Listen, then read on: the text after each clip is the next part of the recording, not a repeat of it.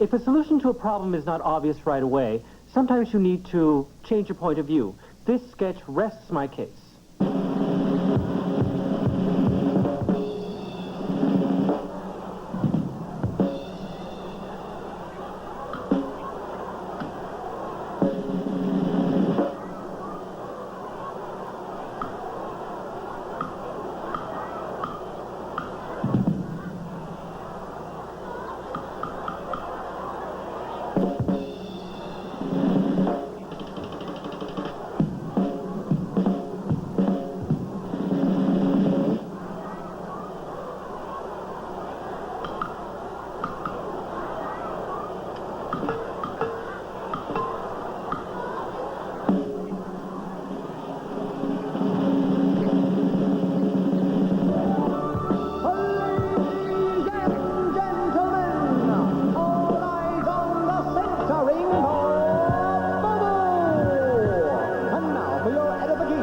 Bobo will perform a terrifying, mind-boggling stunt.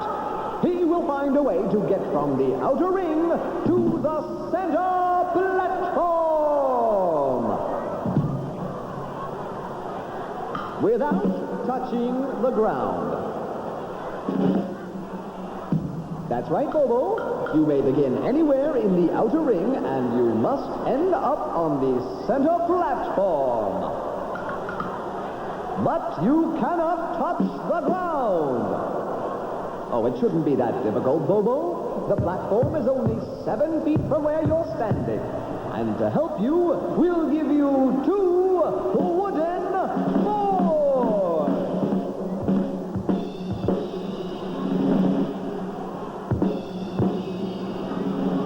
Both of these boards are 6 1/2 feet long. And by using them, you can find a way to get to the center platform, which is 7 feet away. But the boards cannot touch the ground. That's right, Bobo. Yes, I'm sure.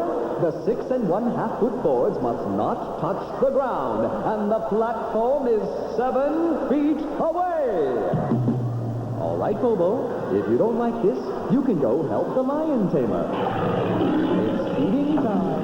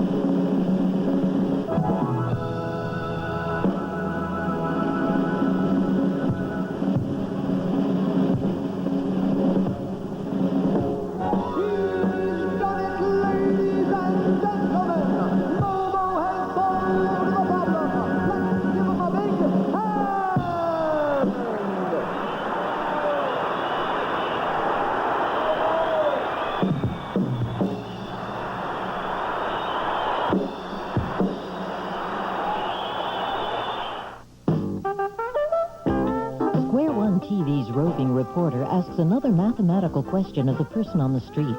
Today's question, what is a palindrome? Something to do with flowers or something? Maybe a type of building or a type of architecture? Something that you use in music? Like on a piano? To time the beat? Palindrome? Well, it sounds like a theater with a dome top sort of thing, like like an amphitheater. Probably some sort of a drum. Sounds like something like a stadium or something, but some kind of instrument. So like paddleball. Ooh, I think that's a little insect I saw when I was in Bermuda this summer. Some sort of object, like a cone. Palindrome is it's an expression, a statement in which you read it one way and then you read the letters, just reverse it the other way. You get exactly the same words. Numbers can be palindromes. 323, for instance. That's a good one. Or 5,445. I think that's it. Go forward, then go backward. If the number reads the same, then it's a palindrome. Go backward, then go forward. If the number's still the same, then it's a palindrome.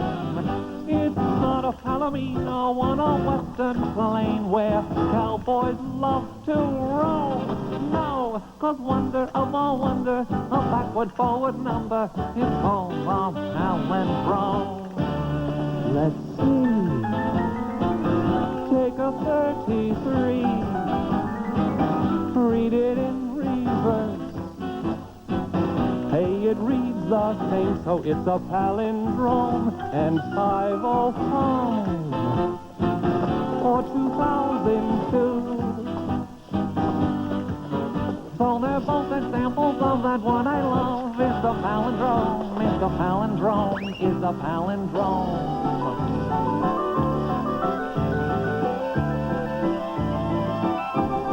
Go forward, then go backward. If the number reads the same, then it's a palindrome.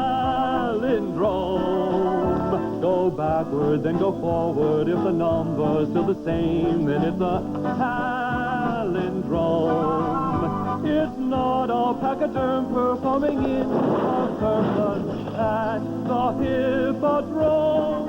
No, 'cause wonder of a wonder, a backward-forward number is called a palindrome. Let's see. Take a 63. Read it in reverse. Now we're in a fix, 'cause it's a 36. But don't be sad. All we do is add the 63 to 36 and see, that's a 99. Hey, we're doing fine. That's a palindrome. Whoa, whoa. Go forward, then go backward. If the number reads the same, then it's a palindrome. Go backward, then go forward. It's a wonder, glad you came, 'cause it's a palindrome. If reversing and then adding doesn't work the first time, repeat it till you're home, 'cause you'll finally reach that number, that backward-forward number. You've reached the palindrome. Take any number. Okay, 67. Now reverse the digits and add them to your first number. Right. Your answer is 143.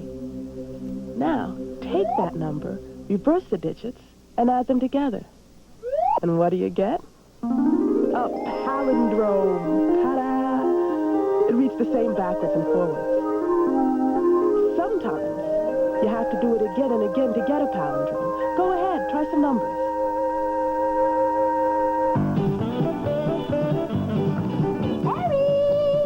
Yes, Louisa? If a chicken found an orange in her nest, what would she say? Look at the orange marmalade.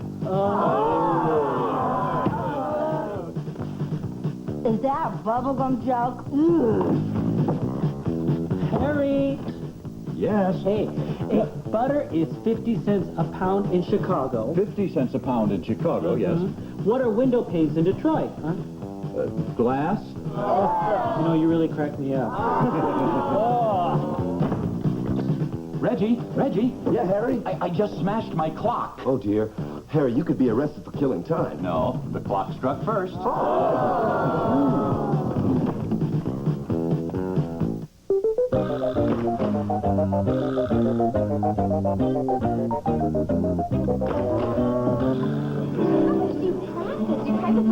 Well, it depends. If you're working on something new, it takes more time to practice. For instance, when I'm working with card tricks, I have to practice a lot because otherwise the cards fall out of the hand. You see, it takes a lot of practice sometimes. Now, I'm going to ask you to cut our deck into approximately half. Oh, all right. Okay, I'm going to try something kind of interesting. Now, that's about half. Let's see how many you cut off. You count how many cards were cut off. Right there. 1, 2, 3, 4, 5, 6, 7, 8, 9, 10, 11, 12, 13, 14, 15, 16, 17, 18, 19, 20. 1, 2, 3, 4, 5, 6, 7. 27 cards. 27. Okay, the digits 2 and 7. Would you add those together? Got it. Okay, that's 9, of course. Correct. Okay, now I want you to count off 9 cards. Count off 9 cards. 1, 2, 3, 4, 5, 6, 7, 8, 9. I'll take these. Now, your card there will be the Queen of Spades, okay? That will be our magic card. Queen of remember Queen that. of Spades. We'll put them right back in the deck here. I have here some magic spells. Now, these are cards that have various messages on them. Secret card, come to me. The card is right here. Choose this card. Your card appears now, and let the mystery begin. Now, Louisa, would you pick any one of our 5 magic spells? Okay, well, it's got to be choose this card here. Choose No. this card here. Yes, this one. This one, all right. That will be our magic spell. Gotta be. In fact, the reason we call these magic spells, because we are magically going to spell. Remember the Queen of Spades?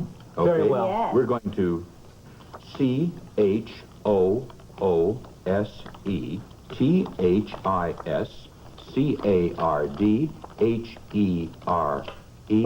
There's the Queen of Spades. That, of course, is our very special card, you see? There she is. I've missed her. Now, this happens because of, well, it has to do with the rule of 9. Now, remember, if you take any number and subtract the sum of its digits from it, that you get a multiple of 9. Now, remember, Louisa, you divided our deck approximately in half. Yes. And then when you counted them, there were 27. Correct. Then we removed 9 cards. 1, 2, 3, 4, 5, 6, 7, 8, 9. Okay, and that left us with the Queen of Spades. It also left us with exactly 18 cards. Each one of our magic spells is spelled with 18 letters. Oh, that's... Now, because you cut the cards here approximately in half, our multiple of 9 was not either 9 or 27. It was 18. Then this, with our magic spells, will always work. You see, that's partly magic, but mostly mathematics. Mr. Blackstone. Yes, Mr. Blackstone. There's some... Get it. Handle it. Okay. That was easy.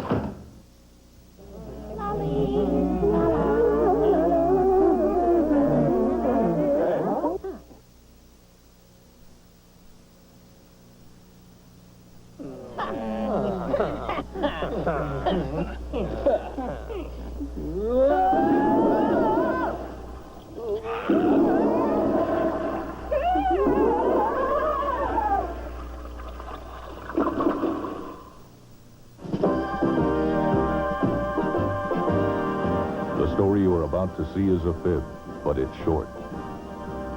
The names are made up, but the problems are real. It was 9:43 a.m., and a weather inversion blanketed the San Fernando Valley with a first-stage smog alert. Joggers were asked to run in place. We were working the day watch out of MathNet. My partner is under indictment. The boss is Thad Green. My name is Monday. I'm a mathematician. George Franklin was charged with a crime which he did not commit. We needed evidence to prove his innocence and decided to look at a scene from yesterday's episode to see if we had missed anything.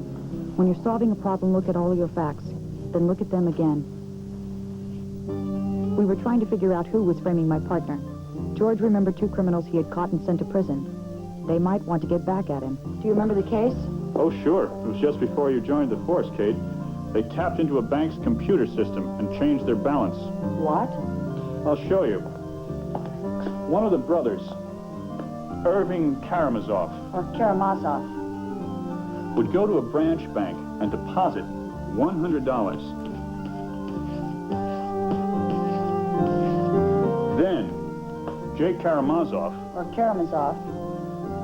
would get on his home computer and change the balance to $10,000. So, the bank records got changed and the account showed that instead of $100, they had $10,000. Right. Then after a couple of days, they would withdraw $9,900. Now, the account showed that it still contained the original $100. Pretty ingenious, huh? But the brothers Karamazov had escaped from prison and all efforts to capture them had failed. Now George's hearing was about to begin. All rise.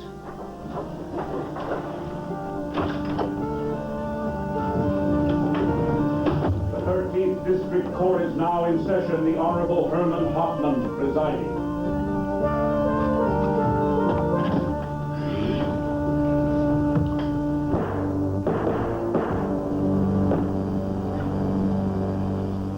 Be seated. This is it, partner. Good luck. The case of the state of California versus George Ernest Franklin. Does the prosecution have an opening statement? May it please the court, Your Honor. The prosecution wishes to waive its opening statement and call its first witness. Good. I don't like opening statements. Call the first witness. The state calls Orrin Terwilliger.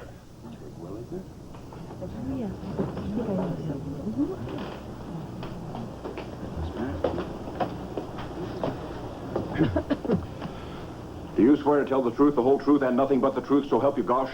I mean, sure thing. I mean, you can count on me. I mean... The witness will be seated.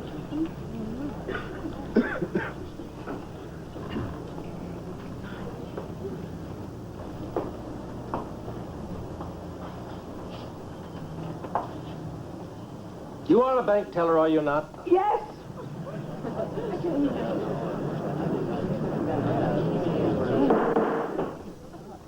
Another outburst like that mumbling, and I'll have the room cleared. And have you all under indictment for contempt of court and inciting a riot. Now, knock it off. Boy, he is a tough judge. Stop the racket, frankly. Were you working in the bank on July 13th this year? Yes, I was, Your Worship. Will you tell the court exactly what happened on or about noon of that day? Yes, sir. I was doing my job, foreclosing, repossessing, disapproving loans, when suddenly a man approached my window and handed me a note. And what did the note say? It didn't say anything. I had to read it. A little courtroom humor. It said, "Give me your money." I'm paraphrasing. If it please the court, the state would like to offer in evidence a videotape recording showing exactly what happened on the day in question. Yes, that's okay with me. Mark that Exhibit A, and don't lose it this time.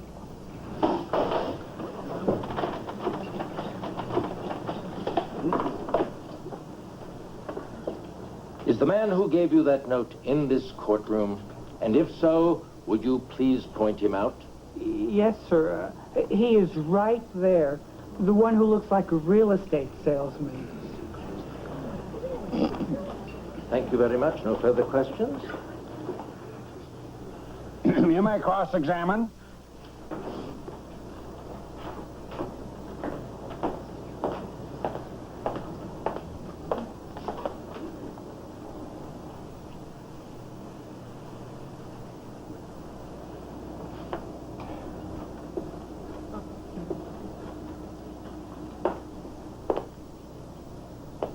Mr. Terwilliger, what did you do Before you were a bank teller. I object on the grounds that the defense attorney is leading the witness. The question is irrelevant, immaterial, and I don't like his suspenders. Objection sustained.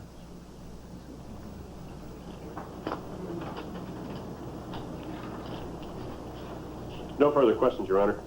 You may step down. Call the next witness. The state calls Mrs. May Schwab. Why didn't you ask any follow-up questions? All in good time. All in good time.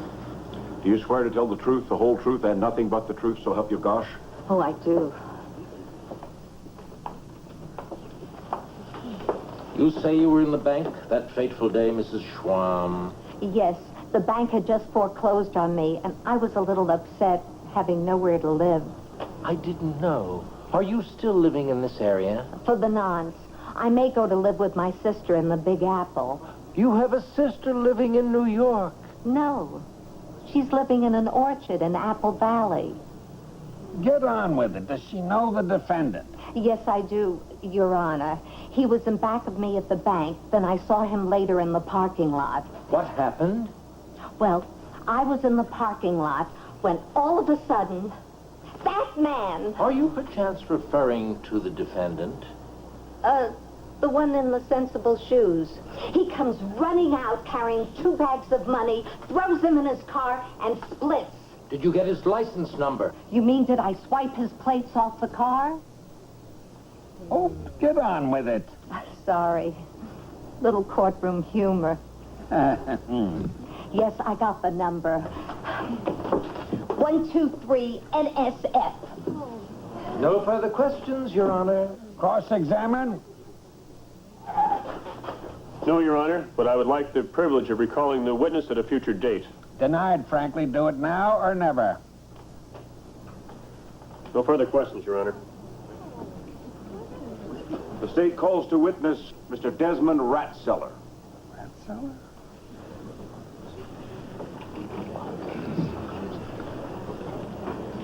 The bank manager. He's going to say you were in the bank just like everyone else. But I wasn't. I know. Do you swear to tell the truth, the whole truth, and nothing but the truth, so help you gosh? I sure do, sir. State your name, please.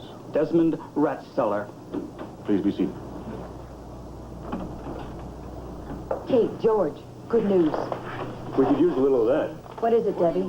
Remember the pilot from Fishmonger Airlines? The one who could clear George? Yes. Yes. He's outside in the corridor waiting to testify. George, we're gonna make it. Yes, sir.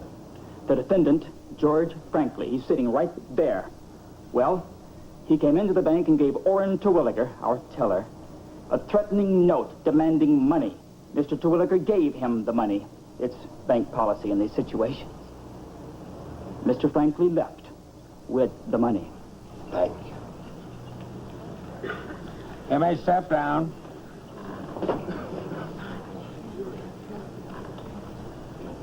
And so, Your Honor, yet another witness willing to testify to the fact that George Ernest Franklin was in and did rob the next to the last National Bank on the date in question. Yes. Tell me this, Mr. District Attorney. Is there anyone in this entire courtroom who did not see George Ernest Franklin knock over the bank? The prosecution rests its case.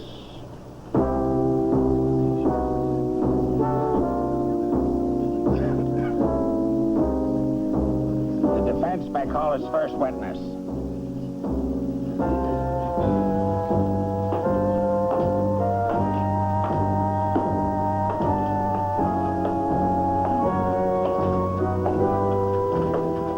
Ladies and gentlemen of the jury, Your Honor, spectators, honored guests, it's an easy trick for the prosecuting attorney to parade a bunch of witnesses through here, accusing the defendant of being a robber, a liar, and a fraud.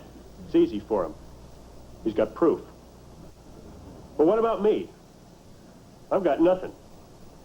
However, I do have one witness who can prove beyond the shadow of a doubt that I could not have been in Los Angeles on the day of the robbery.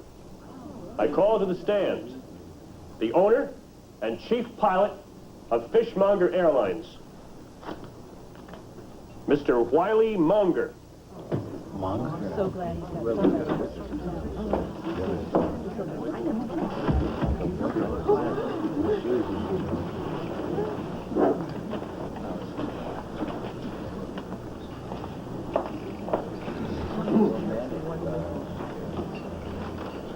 We've got him, Kate.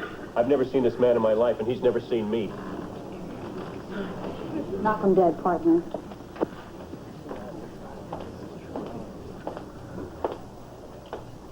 You are Wiley Munger, and you fly a shuttle air service through the Great North Woods.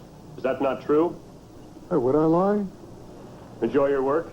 Yeah, it has its ups and downs. An air service that has its ups and downs. That's a killer, ups and downs. Now tell me, Mr. Munger, were you operating your flying service last Friday? Yep, we fly every Friday, Saturday, and Sunday. How long does it take to fly between the mainland and Nomanison Island? About a half an hour or so. 30 minutes or so. And your first flight leaves the island at? 7:45 a.m.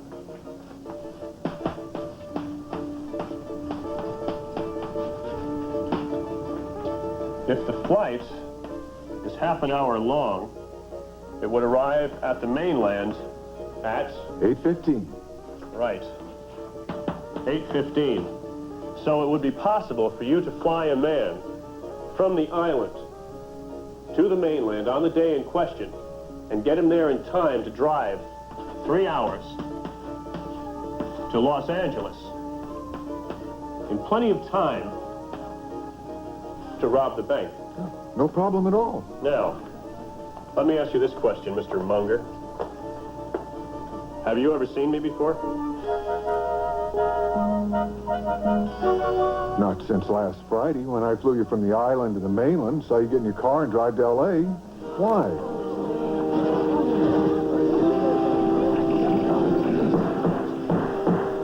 Stop it! He's lying, Kate. I think so, too. Remember when I asked you about the weather on your trip? I need that information. Kate, that's not important now. I'm about to be convicted of something I didn't do. That's why it is important now.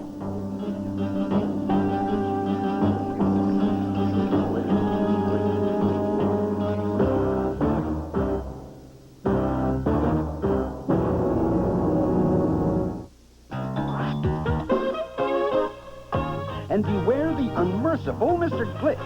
He will eat you if you are wrong.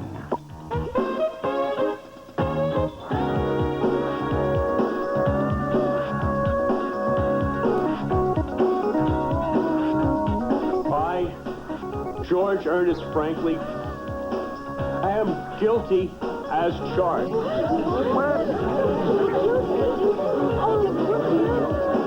100% of Square One TV is a production of the Children's Television Workshop. This program was made possible by grants from the National Science Foundation, the U.S. Department of Education, the Corporation for Public Broadcasting, the Andrew W. Mellon Foundation, and the Carnegie Corporation of New York. Corporate funding is provided by IBM. At IBM, we believe education is the key to the future. We are pleased to help support Square One TV as an innovative way to introduce young people to the exciting world of mathematics.